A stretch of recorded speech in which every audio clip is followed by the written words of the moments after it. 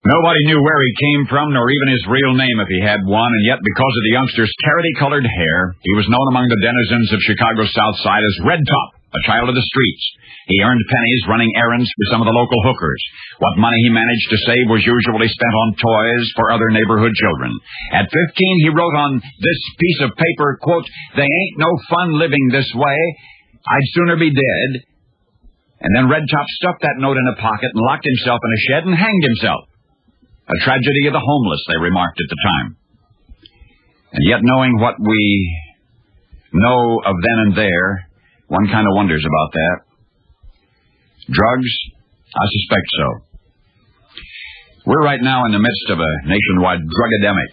Began in the 30s, sociologists say. These same experts acknowledge the fact that drugs such as opium were used prior to that in this country by lower-profile subcultures, the poor in particular, but it was during the 30s that drugs became fashionable among the upper class, therefore more highly visible. One report of the Times indicates that women were especially vulnerable, society ladies of all things, and that many used drugs indiscriminately as a mere substitute for booze. Even more shocking is that many young mothers of the 30s, as well as their private nurses, frequently used dangerous opiates to calm crying infants.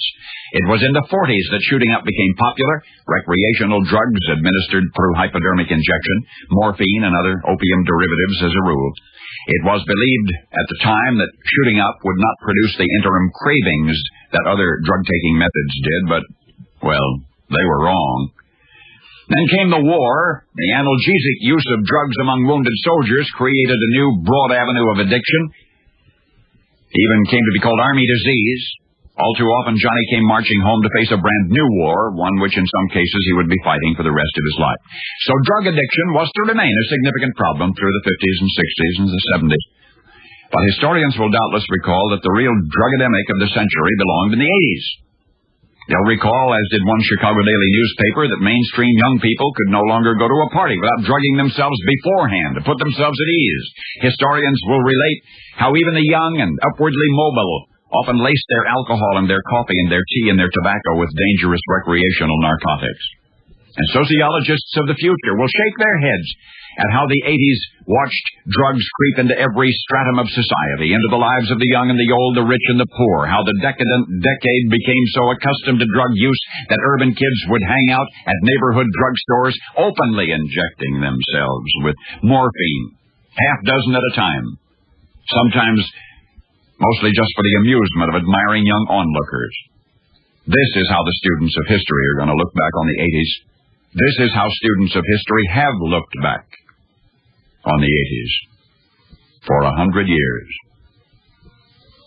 That's right. The recreational use of dangerous and addictive narcotics, as you have just heard it described, became widespread among us in the U.S.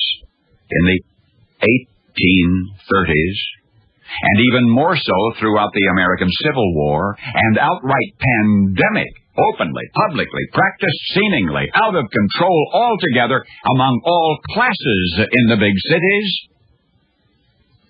in the 1880s. You thought there was something new in the ubiquity of drug abuse? Well, now you know the rest of the story.